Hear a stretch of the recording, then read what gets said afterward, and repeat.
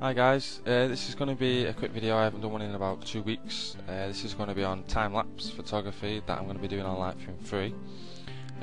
Some people might think, oh well, you can't really do it because you haven't got a preset in Lightroom 3, or you can't get to 24 frames per second. Then I'm going to show you how and how to do it. First off, I'd just like to say that I'm only sat here. You can moan as much as you want. I'm only sat here in no t-shirt or jumper or whatever, or no t-shirt, no top, because the weather is absolutely scorching outside. It's absolutely gorgeous, so I hope you all are enjoying the weather. This is in England, you know. It's our prized moment to live in England because every day it's just usually raining. But anyway, back to the tutorial. Right, first off, I've already done a tutorial on this earlier, and I've just been sat here waiting for it to render because it's been taking for so long, and my recording didn't even go well. So I'm hoping this one does, but because I've already edited the photos, then basically I've already done everything. So I'm just going to show you how to do it yourselves and kind of try and run you through it. I can't basically do it myself because I've already done it. I can start again, but it'll take me a while. Right, first off, what you want to do is go to your you go to File and Import Photos. Now I suggest to put all your photos in a folder just with your time-lapse photos, right? Because if you've taken some other photos and they're all in the same folder, then it's just going to be a pain in the ass checking them all and unchecking them and seeing which ones you want to import into Lightroom 3. So put them all in a folder, and then it's easy just to press check all and import, and they should come all in here. It'll be actually on your library. Let's see if I can change like that. Yep, they all come up. Now, what I suggest you do now is when you've done that, well, first off, if you don't know what time-lapse photography is, it's basically what a video is really. It's just a load of photos, a load of shots, and then when you do, you put it all together and it makes a video, kind of like fast-forward video. Now, this is a time-lapse. Hopefully, you can see it properly. Let me just put it. This is an intervalometer. This is really cheap off eBay. I'm going to be doing a video on this in the future, actually outside, and show you how to use it. But I tried it yesterday at a 9-second interval, so it was taking a photo every 9 seconds. But because I'm doing traffic, you couldn't see the car moving along. By the time I took one shot of one car, it was already gone by the time another shot was taken. So I've gone out today and I've done a 3-second interval. So every 3 seconds I've taken a photo. Now I've just tried this on 10 frames per second. If no one knows what frames per second is, that's basically saying how many photos it's going to show within that 1 second. So if you've got a 10 frames per second, it's going to show 10 photos really quick in that 1 second, then another 10, another 10, another 10 every second. Just as 24 frames per second, it'll show 24 photos. So the higher the frames per second, the quicker the video is going to be, really. I just tried 10 frames per second. For some reason it's still too fast for me. There must be something I'm going wrong with my intervalometer. I must have to do a shot every second, but you can play around with this. So what I've done, I'm going to do actually 5 frames per second on this one, just to make it slower, because that's what I want. Obviously, like I said, you can decide what you want yourself. Now when you've done this and you've put them all in, what I want you to do is to go to develop, click develop at the top, and then I want you to go control all on your photos, so it selects every single photo, right? So control A, sorry, which will select them all, which is control all. Actually no, sorry, tell a lie, sorry, leave that. I've just totally screwed everyone up. Just click on the first photo. If you've already selected them all, just click on your first one and highlight that first photo. So let me just go back to the front. So just click on that one there. When you've clicked on that, this is where you can edit your photo. So the first off, what I would suggest you to do is to click the crop tool. As you can see, this is what my photo used to look like. You need to go down to here next to the lock button, and it would say general. And if you click this, sorry, not general, it'll say original. You need to go down to enter custom, and then put 16:9. As you can tell, I've already got one here because I've already set it. 16:9, and this is your aspect ratio will turn out like that, because that's what the best aspect ratio is for video. Mine just seems a bit wonky because I've actually got this straighten tool and just straighten it out a bit, and then that's it. You press done. Another thing I did was just put my exposure a little bit up, my recovery a little bit up, a bit of a fill light, a bit of the blacks. Contrast, I think, yeah, let's just left that there. I didn't really need it as it was a sunny day today. Clarity and the vibrance, I just put a tad up, and that was basically it. Obviously you can fool around and play around with that.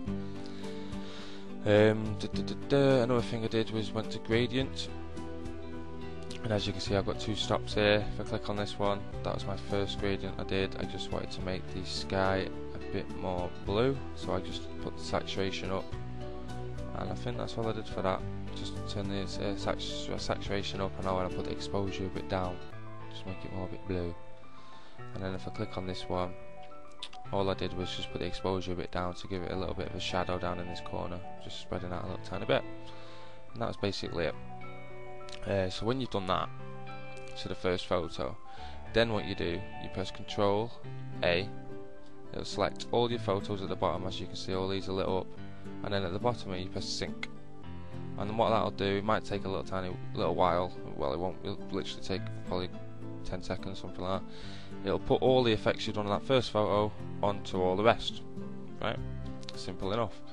Right, and then when that's done, we need to go to Slideshow. Now, for you guys, this is the main thing about here, because Lightroom does not have any presets on Lightroom templates, does not have any time-lapse presets. So what I'm going to do, I'm going to put a link in the bottom of the description, so make sure you check this out, and it'll take you straight to a download. It'll download a folder. I just want to say thank you to a guy called, I think it's Sean McCormack. I actually got this tutorial, what I'm doing now, actually off Gavin Hoey off YouTube, which he's got a link from a guy called Sean McCormack who's made this. And all you do is extract it out the zip folder, go to user templates here, right click, import, find the ones you want. There'll be about 7 different ones I think. If you want 24 frames per second, click that and press import, and then if you open this you'll see it there at the bottom, 24 frames per second time lapse. Now if you want this, you click it, and there you go, you've got your 24 frames per second, and underneath your photo it would actually tell you how long your video will take. I've got 399 photos with 24 frames per second. It's going to be 18 seconds long, right? But I want it longer, and I way don't want 24 frames per second because it'll be too fast for me, so I'll just get rid of that. And I'm actually going to have just use this playback section on the right hand side. So if you see this playback, just open it up, go down to slide duration, and the lowest you can do is 0.1. Now that is 10 frames per second. So 399 photos will give me 41 seconds. It's nearly 400 photos there, you know, 10 frames per second, which will leave 40 seconds, so it's round about that time. So I tried this and I thought it was a bit too fast, so I'm going to go to 0.2, which will double it. So 40 and 40 is 80 seconds, which is on 1 minute and 20. Hopefully that just reduces the speed by half for me. And that is basically it. That is all you need to do when you do a time lapse. If you do choose the 24 frames per second on the left on your presets, and on the side here where it says slide duration still says 0.1, just ignore it, because the guy that actually made the preset has gotten around that and it still works. I'd just keep your eye on the time underneath the photo, because a 0.1 gives you, if you had the same amount of photos with me, it gives you 18 seconds, and then you click 24 frames per second, the next one it gives you 40 seconds, then obviously it's going to be doing its job, and that's just, you just don't worry about that. I hope I've not confused you anyway. But because I'm doing it like this, and then all you need to do is press export video,